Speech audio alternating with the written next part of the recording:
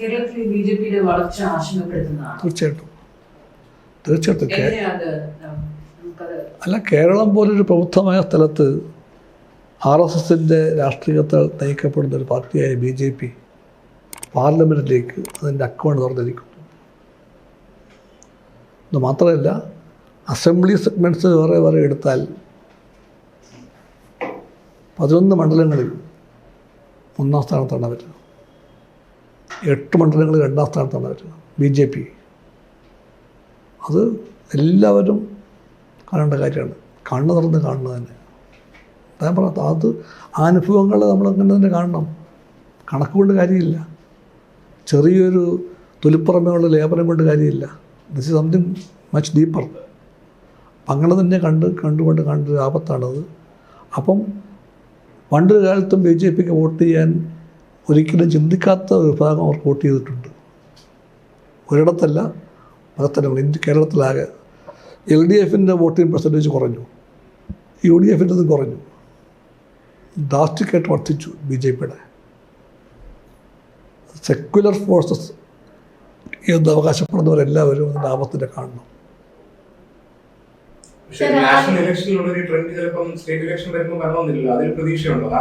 പ്രതീക്ഷയുണ്ട്, പക്ഷെ അത് യാന്ത്രികമായിട്ട് ഉണ്ടായിക്കൊള്ളും എന്നോർത്ത് കാത്തിരിക്കാൻ പാടില്ല. You have to do our work. Ezhava community CPMന്റെ ഒരു ബാക്ക് ബോൺ ആണ്. ആ ഈഴവ കമ്മ്യൂണിറ്റിയിൽ നിന്ന് BJPയിലേക്കുള്ള ഒരു ഒഴുക്ക് തുടങ്ങിയിട്ട് 2016 തുടങ്ങിയതാണ്. അതിന് കുറച്ചുകൂടി ആക്കം കൂട്ടിയിട്ടുണ്ട്. ഇപ്പോൾ 2024 എത്തുമ്പോൾ അത് വളരെയധികം. ഈഴവ കമ്മ്യൂണിറ്റിയെ പറ്റി പറയുമ്പോഴത്തേക്ക് കമ്മ്യൂണിറ്റി എന്ന് ചുരുക്കണ്ട, ഞങ്ങളതിനെ കാണുന്നത് ദർശനമായിട്ടാണ്, സീതാരായണ ദർശനമായിട്ടാണ്. സീതാരായണ ഗുരുവിൻ്റെ ദർശനങ്ങളുടെ സ്വാധീനമുണ്ട് ആ കമ്മ്യൂണിറ്റിക്ക്. ആ ദർശനങ്ങളുടെ സ്വാഭാവിക ബന്ധുക്കളാണ് ഇടതുപക്ഷം. അതുകൊണ്ട് തന്നെയാണ് ആ വിഭാഗം പൊതുവിൽ CPIയുടെയും CPMൻ്റെയൊക്കെ രാഷ്ട്രീയ മിത്രങ്ങളായി മാറിയത്. ആ രാഷ്ട്രീയ മിത്രങ്ങളുടെ വലിയ വിഭാഗത്തിന് ഇന്ന് എന്തെങ്കിലും ചിന്താപരമായിട്ടുള്ള വ്യതിയാനമുണ്ടോ എന്നുള്ള കാര്യം ഞങ്ങൾ നോക്കണം.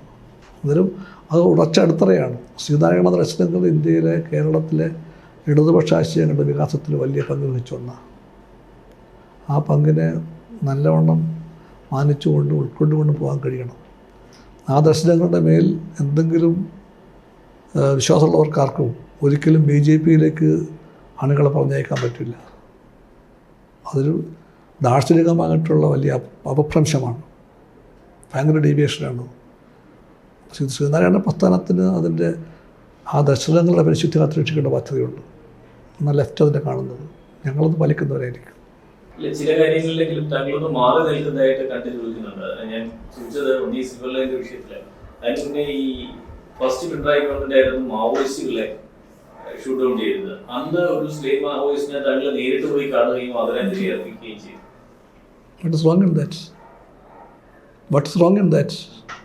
തെറ്റ് ഞാൻ കാണുന്നില്ല. മാവോയിസത്തോടെ ഏറ്റവും അധികം ആശയപരമായിട്ട് അംഗം പറ്റിയ പാർട്ടി CPI. ഞങ്ങളവിടെ പറഞ്ഞത് മാവോയിസ്റ്റ്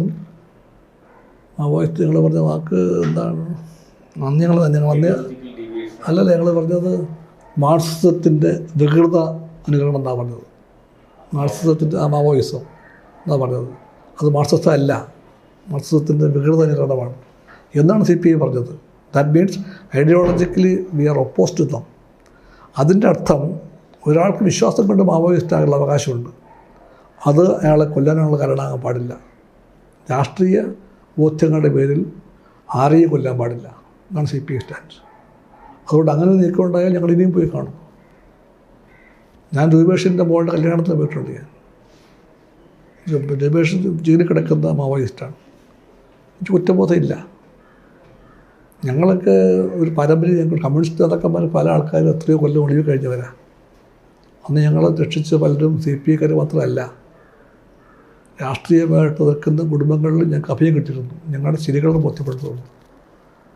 അപ്പം അങ്ങനൊരു പാരമ്പര്യമുള്ള കമ്മ്യൂണിസ്റ്റുകാർ അവർക്ക് ഭരണം കിട്ടുമ്പോഴത്തേക്കും മാവോയിസ്റ്റുകളെ ജയിലടക്കുക. UAPയെ വെറുക്കപ്പെട്ടത് ഒരു കമ്മ്യൂണിസ്റ്റ് ഗവൺമെൻറ്റിന് മുമ്പിലുള്ള വഴിയല്ല UAPയെ. ഇനിയും ഞങ്ങളത് പറയും. എന്നിട്ടും CPI ഭരണത്തിരിക്കുമ്പോൾ 2 കുട്ടികളെ UAPയെ ചുമത്തുന്നത് it was a wrong step. അല്ലല്ല, അത് റോങ് ആണ്. CPI അത് പറയുന്നുമുണ്ട്. പക്ഷെ CPIക്ക് എന്താ ഇന്റർവീൻ ചെയ്യാൻ പറ്റാത്തത്? CPIക്ക് അതിനെ പ്രിവെന്റ് ചെയ്യാൻ പറ്റുന്നില്ല. CPIക്ക് ഐഡിയോളജിക്കൽ ഇങ്ങനൊരു ബോധ്യമുണ്ടെങ്കിൽ അത് തടയുകയല്ലേ വേണ്ടത്? ആവർത്തിച്ചില്ലല്ലോ പിന്നെ മാവോയിസ്റ്റുകൾ അത് ആവർത്തിച്ചില്ലല്ലോ മാവോയിസ്റ്റുകൾ വീണ്ടും കൊല്ലപ്പെടുന്നു. ആവർത്തിച്ചില്ലല്ലോ. പിന്നെ UAP ഉണ്ടായില്ലല്ലോ ഇവിടെ. UAP ഉണ്ടായില്ല. UAP ഉണ്ടാകാത്തത് എന്തുകൊണ്ടാണ്? CP ഇടപെട്ടുകൊണ്ടാണ്. മാവോയിസ്റ്റുകളിൽ അടക്കമുള്ള ഏത് രാഷ്ട്രീയ ആശയങ്ങളെയും നേരിടേണ്ടത് ആശയപരമായിട്ടാണ്, not through the bullets. Bullets കൊണ്ട് രാഷ്ട്രീയത്തെ ഇല്ലാതാക്കാൻ പറ്റില്ല. ബുള്ളറ്റ്സുകൾക്ക് ആശയങ്ങൾ ഇല്ലാതാക്കാൻ പറ്റുമായിരുന്നെങ്കിൽ കമ്മ്യൂണിസം പണ്ടേക്ക് വേണ്ടി ഇല്ലാതാക്കുമായിരുന്നു. അത്രയധികം ബുള്ളറ്റ്സും മർദ്ദനങ്ങളും ജയിലും ഏറ്റ പാർട്ടിയാണ് communist party of India, CPI. അപ്പോൾ അത് തെറ്റായ മാർഗ്ഗമാണ്. CPM-നെ മാത്രം അത് മനസ്സിലാകാത്ത അല്ലാതെ അവരോട് ചോദിക്കണം.